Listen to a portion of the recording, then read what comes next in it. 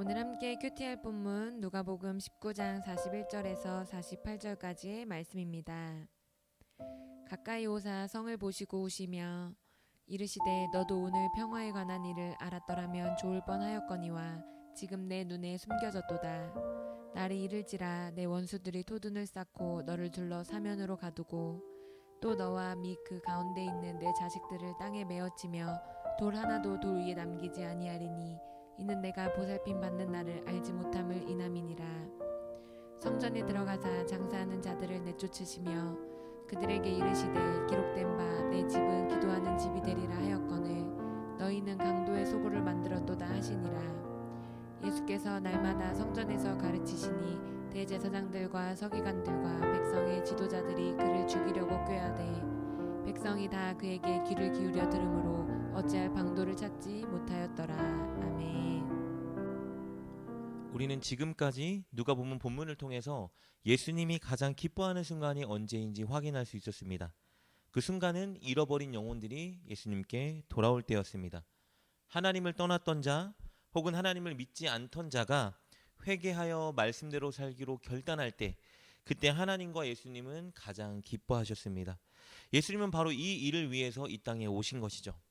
여러분, 그렇다면 반대로 예수님이 가장 슬퍼할 때는 언제일까요? 오늘 본문이 그것을 잘 대변해주고 있습니다. 예수님은 잃어버린 영혼들이 회개하지 않고 예수님께 돌이키지 않을 때 가장 슬퍼하십니다. 돌이키지 않는 자들을 향한 예수님의 마음은 고뇌, 슬픔, 아픔, 눈물이라고 할 수 있습니다. 왜냐하면 예수님은 그들을 사랑하셨기 때문입니다. 사랑하는 자들이 돌이키지 않아 심판받아야 하기 때문에 예수님은 그들이 돌이키지 않을 때 아파하고 슬퍼하시는 겁니다. 오늘 본문의 41절 말씀은 예수님의 그 마음을 너무 잘 보여주고 있습니다. 41절 말씀입니다. 가까이 오사 성을 보시고 우시며, 예수님은 예루살렘 성을 바라보시며 고뇌하며 슬퍼하고 아픔의 눈물을 흘리셨습니다. 왜냐하면 예루살렘을 중심으로 한 이스라엘 백성들이 예수님을 영접하지 않을 것을 아셨기 때문입니다. 42절 말씀 이렇게 말씀하십니다. 이르시되 너도 오늘 평화에 관한 일을 알았더라면 좋을 뻔하였거니와 지금 내 눈에 숨겨졌도다. 예수님은 예루살렘 성을 바라보시면서 네가 평화에 관한 일을 알지 못하였구나 탄식하고 계십니다. 여기서 말하는 평화에 관한 일이라는 것은요, 예수 그리스도를 통해서 하나님이 이루실 계획과 뜻을 말해주는 겁니다. 그것은 죄로 인해 하나님과 관계가 멀어진 그 문제, 그리고 죄와 사망의 노예가 되어서 심판을 받아야 될 운명에 처한 그 문제, 그 두 가지 문제를 예수님이 해결해 주셔서 우리에게 진정한 평안과 평화를 주시고자 하는 계획입니다. 쉽게 말하면 구원이라고 할 수 있죠. 예수님은 이 구원, 이 평화를 주시려고 예루살렘에 왔지만 그들은 예수님을 받아들이지 않을 것입니다. 이것에 대해서 44절 후반절은 또 이렇게 말해주고 있는 것을 보게 됩니다. 44절 보겠습니다. 이는 내가 보살핌 받는 날을 알지 못함을 인함이니라. 보살핌 받는 날이라는 것은요, 하나님이 임재하는 날을 의미합니다. 그런데 하나님의 가장 강력한 임재는 언제 일어나죠? 바로 임마누엘이라는 이름을 가진 예수님이 함께 하실 때입니다. 그러니 지금 예수님이 그들에게 오셔서 보살핌 받는 날을 그들에게 제공해 주시는 거예요. 그런데 예루살렘 사람들은 그들이 그토록 기다리던 하나님의 임재와 현현, 그리고 온전한 구원 받을 기회를 눈앞에 두고 있는데, 보살핌 받은 날 그리고 평화를 누릴 날을 눈앞에 두고 있지만 예수님을 영접하지 않음으로써 그 기회를 결국 걷어차 버리게 되는 것입니다. 그래서 그들에게 임할 것은 당연히 심판이겠죠. 우리 43절 44절 봅니다. 날이 이를지라 내 원수들이 토둔을 쌓고 너를 둘러 사면으로 가두고 또 너와 및 그 가운데 있는 내 자식들을 땅에 메어치며 돌 하나도 돌 위에 남기지 아니하리니. 43절과 44절에 기록된 심판의 예언은요, 두 가지 심판을 보여주고 있습니다. 첫 번째는요, 실제로 예루살렘에 일어날 심판이에요. 이것은 실제 역사적으로 주 70년경에 발생했습니다. 로마의 디도 황제가 군사들을 이끌고 예루살렘 주변에 토성을 쌓고 예루살렘을 침략했습니다. 바로 43절과 44절은 짧게는 그 침략을 예언해주고 있습니다. 그러나 길게는 동시에 종말론적인 심판을 예언해주고 있는 것입니다. 예수님을 영접하지 않을 그들은 마지막 때 영혼의 심판의 때에 심판을 받고 지옥에 가게 될 것을 말씀해주고 있는 겁니다. 예수님은 그 심판을 미리 보시고 눈물을 흘리고 계신 겁니다. 여러분, 그렇다면 예루살렘이 왜 이토록 예수님을 영접하지 않을까요? 그 이유는 무엇일까? 그것은 예수님이 전하시는 메시지가 그들이 추구하는 가치관, 그들이 살아가는 삶의 방식과 너무 반대된 것이기 때문입니다. 섬기는 자가 되라는 메시지, 가난한 자나 죄인들을 용납하고 함께하라는 메시지, 받으려 하지 말고 그냥 주라는 메시지, 자기를 부인하고 십자가를 지라는 메시지, 이런 메시지들은요, 당시 사람들이 추구하는 가치관, 그리고 그들이 살아가는 생활 방식과는 너무 반대되는 것들이었기 때문입니다. 그것들을 받아들일 때 그들이 감수해야 될 피해, 그들이 사회적으로 그들이 경험하게 될 어려움들이 너무 명백해 보였기 때문에 그들은 예수님의 가르침 따르기를 거부했던 것입니다. 그렇다면 사람들이 이렇게 율법의 참 정신을 놓치고 하나님 나라 가치관, 예수님이 전하시는 말씀이 아니라 세속적인 가치관을 계속 추구하게 만든 가장 큰 원인은 누구에게 있을까요? 그것은 바로 성전 안에 있습니다. 성전의 문제가 아니라 성전 안에 있는 종교 지도자들에게 그 책임이 있습니다.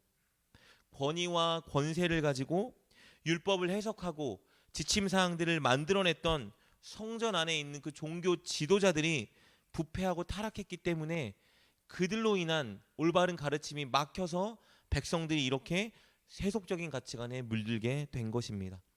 당시 예루살렘 성전은 이스라엘 사람들이 취하는 가치관, 생활 방식, 문화, 관습 이런 것들을 만들어서 전파하는 곳이었습니다. 그런데 이곳에서 종교 지도자들이 율법의 정신과 참 뜻을 가르쳐주지 못하고, 그리고 하나님 나라의 가치관적인 문화를 만들어내지 못했기 때문에, 아니 오히려 자기들의 권력으로 이익만 추구하고 있었기 때문에 이스라엘 백성들의 영적인 눈이 가려져 버릴 수밖에 없었던 것입니다.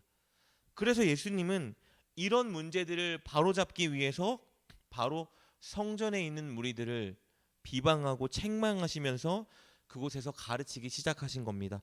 우리 45절, 46절 말씀입니다. 성전에 들어가사 장사하는 자들을 내쫓으시며 그들에게 이르시되 기록된 바 내 집은 기도하는 집이 되리라 하였거늘 너희는 강도의 소굴을 만들었도다 하시니라. 여러분, 당시의 종교 지도자들은요, 성전의 바깥들, 곧 이방인의 뜰에서 제사에 필요한 짐승을 팔도록 허락했습니다. 그리고 성전에 납부 가능한, 즉 헌금으로 낼 수 있는 은화를 환전해 주는 일을 허락했어요. 문제는 무엇이냐 하면 짐승을 팔고 돈을 환전해 줄 때 굉장히 많은 수수료를 붙여서 이득을 취한 것이었습니다. 자신들의 이익을 취하기 위해서 이런 관습과 문화를 허락한 거예요. 자신의 이익을 위해서는 이런 것들을 만들어내고 허락하면서 정작 하나님의 뜻과 율법의 정신은 제대로 발견해내지도 가르치지도 못하고 있는 상황이었던 것입니다. 예수님은 그런 그들에게 분노하신 거예요. 그리고 이렇게 말씀하신 겁니다. 내 집은 기도하기 위한 집이라. 그런데 이 말은 단순히 기도의 행위만을 의미하지 않습니다. 이것은 하나님의 뜻과 마음을 분별하고 올바르게 율법을 가르치는 것을 의미하는 것입니다. 왜냐하면 성전에서 기도의 목적은요, 하나님의 뜻과 하나님의 계시와의 만남을 목적으로 하기 때문입니다. 기도의 목적은 단순히 나의 필요를 아뢰고 나의 필요를 채우는 것을 의미하지 않습니다. 온전한 기도는 하나님과의 만남을 목적으로 합니다. 하나님과 하나가 되고 하나님의 뜻, 하나님의 마음, 하나님의 계획을 발견하고 하나님 나라 가치관을 깨닫고 그리고 율법의 정신을 깨닫는 것이 기도의 목적인 것입니다. 성전에서 종교 지도자들이 올바른 기도에 힘썼다면 그들은 분명히 하나님의 뜻과 마음 그리고 율법의 정신을 깨달았을 거예요. 그리고 예수님을 바로 알았을 것이고, 예수님 지금 이 땅에 임한 천국을 가르치실 때 그것을 받아들이고 이 땅에 실제로 임한 천국을 발견하게 되었을 것입니다. 그러나 그들은 성전에서 바른 기도에 힘쓰지 않았고 자신들의 이익과 유익을 추구하는 일에 몰두하고 있었던 것입니다. 그래서 결국 하나님의 뜻, 하나님의 마음, 그리고 율법의 정신을 깨닫지 못하고 가르치지 못한 것이죠. 그래서 예수님은 바른 기도를 통한 하나님과의 만남이 성전의 목적이라고 말씀하고 계시는 거예요. 바른 기도를 통해서 하나님의 뜻, 하나님의 계획, 율법의 정신을 깨닫고 그것을 가르치는 곳이 성전이라고 말씀하고 계시는 겁니다. 그래서 예수님은 본래의 목적을 회복시키기 위해서 성전에서 가르치기에 힘쓰신 겁니다. 47절 말씀입니다. 예수께서 날마다 성전에서 가르치시니 대제사장들과 서기관들과 백성의 지도자들이 그를 죽이려 꾀하되. 여러분, 오늘 말씀은 우리가 늘 힘써야 하는 것이 무엇인지 분명히 가르쳐주고 있습니다. 그것은 올바른 기도입니다. 우리는 올바른 기도를 통해서 하나님의 마음, 하나님의 뜻을 깨닫고 성경을 통해 말씀해 주시는 하나님 나라의 가치관을 올바로 확립해야 됩니다. 그것을 위해 우리는 날마다 바른 기도에 몰두해야 하는 것입니다. 그리고 하나님의 뜻, 마음, 성경의 가치관을 깨달았다라면 우리는 그것을 실천하면서 동시에 다른 사람들에게 그것을 올바로 가르쳐줘야 합니다.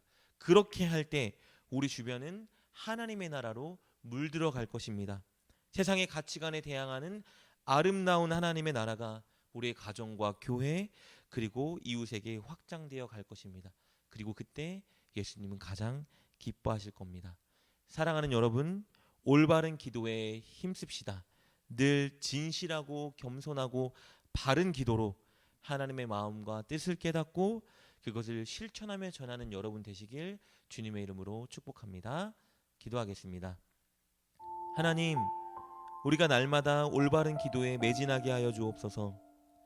우리가 기도를 통해서 늘 하나님의 뜻과 마음 그리고 성경적인 가치관을 깨닫고 알아가게 하여 주옵소서. 그리고 그것을 실천하며 전하게 하여 하나님의 나라를 확장시키는 주역이 되게 하여 주옵소서. 예수님의 이름으로 기도드립니다. 아멘. 오늘 말씀을 통해 깨닫고 결단한 것은 무엇입니까? 그것을 붙들고 하나님께 기도합시다. 그리고 그렇게 실천하며 하루를 살아가는 여러분 되시길 주님의 이름으로 축복합니다.